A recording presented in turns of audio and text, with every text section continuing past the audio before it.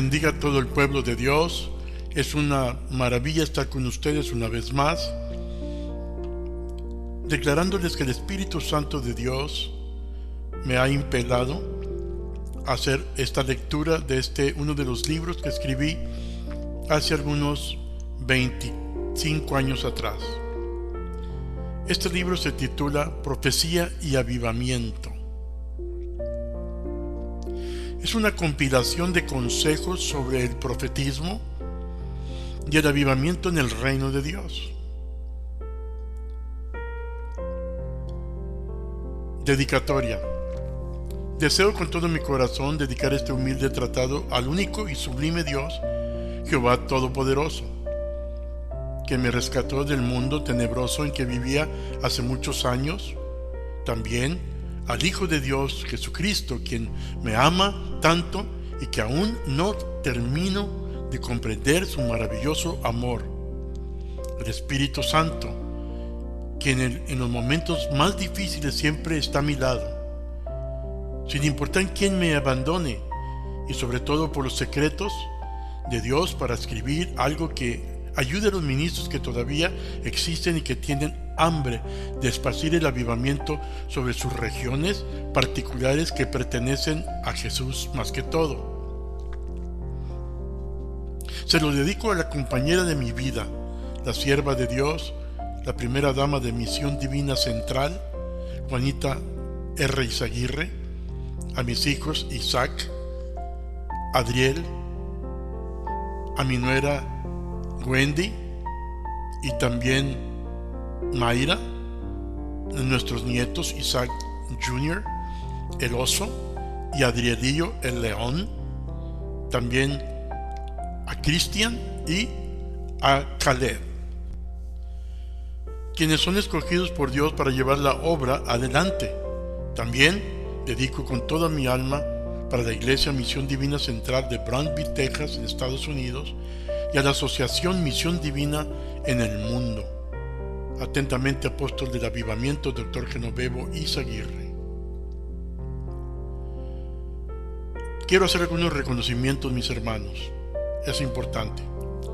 Le brindo mis reconocimientos al ejército de David, quienes son el ministerio de intercesión de la Iglesia Misión Divina Central y de la asociación, porque este ministerio camina sobre las rodillas de ellos.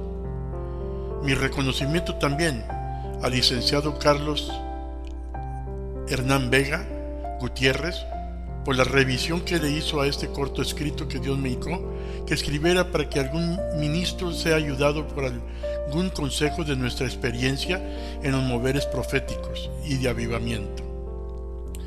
Reconozco el depósito que todos los maestros hicieron en mi vida a través de los estudios en las aulas de educación. A mis pastores de Misión Divina, quienes siempre me han animado con sus peticiones para escribir libros que puedan ayudar al ministerio, quien ha abrazado el avivamiento. A todos los ministros en el mundo que han sido parte de alguna forma en mi caminar profético durante cada día, según las experiencias que pasé al ministrar en sus respectivos ministerios. Que la paz de Dios sea multiplicada en vosotros y la unción profética fluya como un río impetuoso en sus vidas. Estaré hablando importantes capítulos. Capítulo 1 hablaré sobre ¿sigue hablando Dios ahora? Capítulo 2, discerniendo la voz de Dios. Capítulo 3, ¿cómo sabremos qué es la voz de Dios? Capítulo 4, ¿qué requisito hay para el ministerio profético? Capítulo 5, los dones de revelación. Capítulo 6, los dones espirituales. Capítulo 7, juzgando o probando las profecías. Capítulo 8, diferentes métodos de profetizar. Y capítulo 9, profecía estratégica. Introducción. En los últimos años observamos cómo Satanás está dejando soltar todas las fuerzas del infierno que le sea posible. Uno de los espíritus que más está prevaleciendo en el mundo contemporáneo es el espíritu de error. Lo vemos manifestándose descaradamente en alguien de apellido Miranda en el estado de Florida, en los Estados Unidos, con su organización de seguidores llamados Creciendo en Gracia. La última sorpresa que nos dio fue al destaparse su corazón declarando que él era el Cristo, y después declarando que era el anticristo y enseñando en sus brazos el tatuaje con el número 666. Algo más escalofriante es que cientos de miles están tatuando lo mismo en sus cuerpos. No nos asusta esto espiritualmente, porque sabemos que es un títere del diablo, que solo está viviendo del dinero de la gente tonta que se ha dejado engañar por el espíritu de error. Es interesante esto, ya que ahora observamos siervos de Dios con denominaciones respetables que están aceptando el engaño satánico, como este hombre con espíritu de engaño. Nos delata claramente la necesidad de aceptar y madurar en el ministerio profético, acompañado todo con la unción del avivamiento que está preparando a la esposa de Jesús. Pero Satanás más que nunca se empeña a engañar al pueblo, sabiendo que su tiempo es corto. Estas son algunas de las razones del por qué el Espíritu Santo me ha puesto a escribir, aunque limitadamente, detalles sobre la profecía y el avivamiento que se necesita mucho en la iglesia de estos tiempos finales. Capítulo 1. ¿Sigue hablando Dios ahora? La mayoría de nosotros tenemos ideas preconcebidas en cuanto a Dios. Muchos cristianos creen que Dios solo nos habla a través de la palabra. Aún otra parte de la iglesia cree que no es normal escuchar la voz de Dios.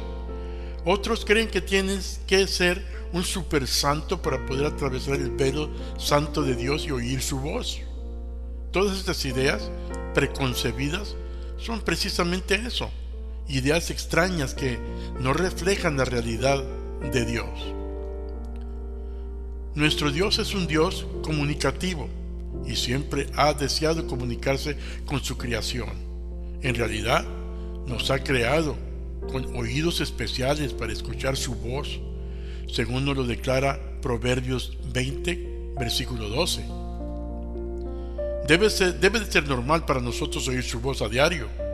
En realidad, no puede ser normal no poder escuchar la voz de Dios. Mucho pueblo de Dios ha vivido una dimensión anormal, tanto que ni aceptamos que somos anormales cuando no oímos la voz de Dios. Creo que es tiempo de detenernos y hacer una revisión real sobre lo que Dios declara sobre este tema. En el Evangelio según San Juan, capítulo 10, versículo 27, Jesús dijo: mis ovejas oyen mi voz, y yo las conozco, y me siguen. ¿Eres tú una oveja de Jesús? ¿Has sido redimido y entrado en una relación personal con Cristo por medio de su sangre preciosa? Si tu respuesta es sí, qué bien. Entonces debes de entender que es normal que Jesús te hable y que tú tienes oídos para escuchar la voz de Dios. Quizás te preguntes, ¿y qué he de hacer para merecerlo o no? Hay algo que se requiere que hagamos antes de que escuchemos su voz. Tenemos que ganarnos el privilegio para escucharle. La Escritura enseña que eso no es el caso. Dios creó a Adán y a Eva y se comunicaba con ellos diariamente. Después desobedecieron a Dios en cuanto a las instrucciones del fruto prohibido. Entraron en pecado y el resultado fue que fueron separados de Dios. Pero aún en este estado de separación, sin ningún mérito propio, aquella pareja escuchaba la voz de Dios. La palabra nos declara: y oyeron la voz de Jehová que se paseaba en el huerto al aire del día y escondiese el hombre y su mujer de la presencia de Jehová entre los árboles del huerto. Génesis capítulo 3, versículo 8. De esto aprendemos que la habilidad para escuchar la voz de Dios no depende de nuestros méritos o que tan santos seamos. Adán y Eva estaban completamente muy lejos de Dios en ese momento, tenían vergüenza y estaba muy latente su culpabilidad. Por eso es que decidieron mejor esconderse de Dios. Y Dios ya sabía que habían pecado, y de todas maneras vino hacia ellos y les habló, y ellos escucharon su voz. No se negaron el derecho de escuchar su voz. Dios estaba dispuesto a comunicarse con ellos aún y cuando sabía que le habían fallado. Es verdad que los efectos del pecado, falta de perdón, culpabilidad, amargura, corazón cauterizado, nos pueden afectar negativamente en el discernimiento para escuchar la voz de Dios. Y aún a veces se escoge no querer escuchar su voz, pero Él siempre desea comunicarse con nosotros. Nuestra habilidad para escuchar su voz no depende de nuestra rectitud, sino en que Él nos ama tanto que propuso en su corazón crearnos con oídos para que le podamos escuchar. Dios desea comunicarse con nosotros si deseamos oírle. Él nos hablará con frecuencia en muchas formas diferentes. Así como Dios deseaba platicar con la pareja caída en Génesis capítulo 3 versículos del 10 al 13, también desea dialogar con nosotros hoy, aún en aquellos momentos cuando nos sintamos lejos y rechazados. Podremos entender esto mejor cuando pensamos en nuestro Dios como un Padre amoroso. Un Padre amoroso es aquel que desea una relación íntima, duradera, personal con sus hijos. No para de hablarles cuando han hecho mal y son imperfectos, al contrario, se esfuerza para alcanzarlos en tiempos difíciles y les ofrece su apoyo. Pero nosotros, así como los hijos, creemos que sabemos todo y en ocasiones decidimos no escucharle. Cuando esto pasa, obstaculizamos nuestra propia habilidad para escuchar su voz. Pero, aún así, Dios desea comunicarse porque nos ama y quiere que le conozcamos más.